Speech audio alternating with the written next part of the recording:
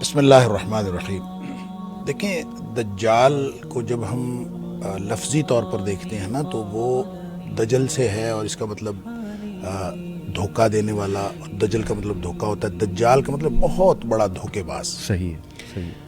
لہٰذا جب اس اعتبار سے دیکھتے ہیں تو دنیا میں جب دھوکہ آ جاتا ہے، اور خاص طور پہ اس وقت جب قرب قیامت ہم دھوکہ دیکھ رہے ہیں، اور ہر جگہ پہ دھوکہ دہی، اور جیسے نبی کریم صلی اللہ علیہ وسلم کی ایک اور حدیث بھی ہے کہ آپ نے فرمایا کہ ان من اقتراب الساعہ، صحیح۔ قرب قیامت کی نشانیوں میں سے ایک نشانی یہ ہوگی کہ اس وقت جو ہے نا سنون خداع، صحیح۔ کہ جو تمہارے اوپر ایسے سال آ جائیں گے جو دھوکے کے سال ہوں گے۔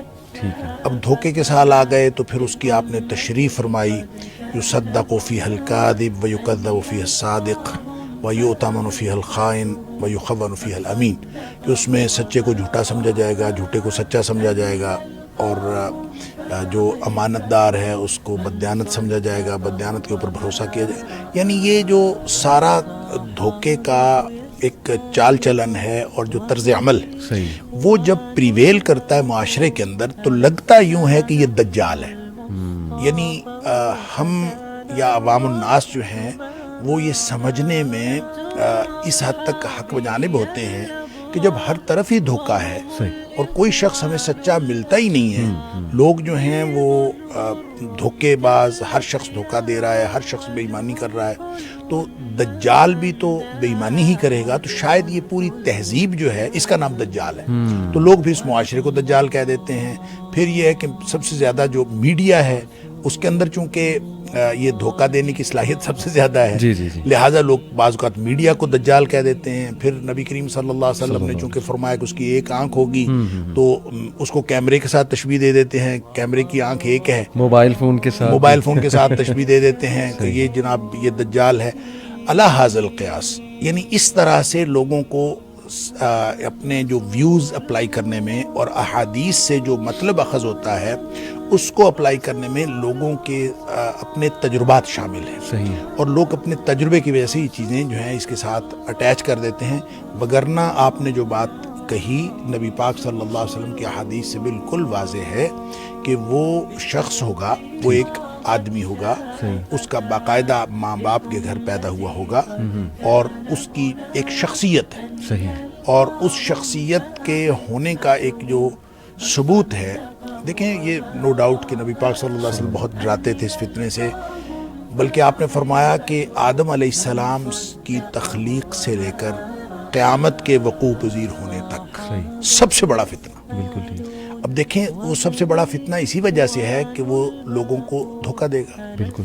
اور جب لوگوں کو ڈیسیو کیا جاتا ہے تو اب آپ سامنے عقل مند ہو، سامنے جتنا مرضی صاحب فہم و فراست ہو، جب اس کو آپ دھوکہ دے دیتے ہیں تو وہ شخص دھوکے میں آ جاتا ہے، اور دھوکے میں آنے کے امکانات موجود ہوتے ہیں۔ بالکل۔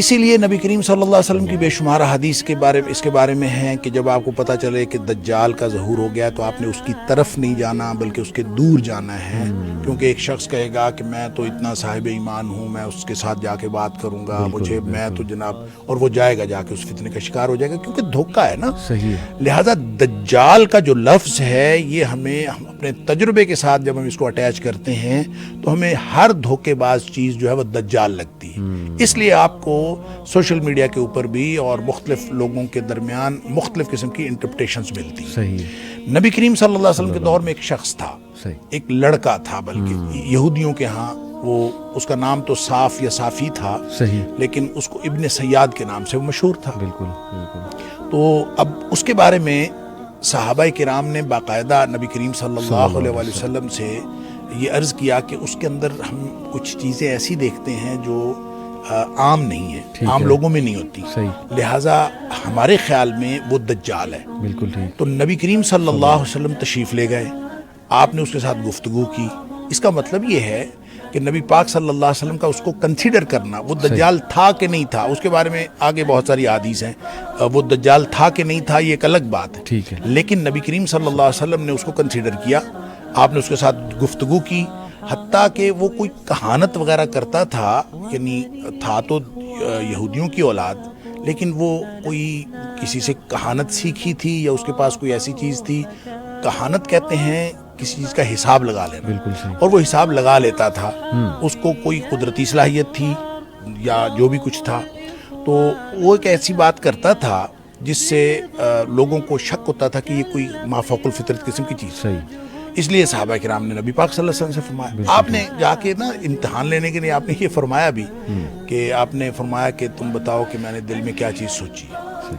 تو وہ آگے سے کہنے لگا دخ دخ. اچھا, نبی کریم صلی اللہ علیہ وسلم فرماتے ہیں میں نے دخان یعنی دھواں سوچا تھا, اور اس شخص نے ایسی ہی بات اس سے ملتی جلتی گیس کر لیا اس نے, یعنی اس نے ایک بہرحال اس کا گیس جو تھا قریب قریب تھا. تو آپ صلی اللہ علیہ وسلم نے فرمایا کہ اس سے آگے تو نہیں جا سکتا. گویا حتمی علم تو اللہ کے پاس ہوتا ہے, اور یہ تک بندی کر لیتے ہیں لوگ جو حساب کتاب لگاتے ہیں کاہن وغیرہ. تو اس نے ایسی بات کر لی. اس کے بعد وہ شخص کافی دیر زندہ رہا. وہ یعنی عمر فاروق رضی اللہ تعالیٰ کے دور میں بھی تھا, اور لوگ جو ہیں اس کے بارے میں بعض لوگوں نے تو صحابہ کرام کے بیانات آتے ہیں کہ ہم نے تو کنفرم سمجھا ہوا تھا کہ یہی دجال.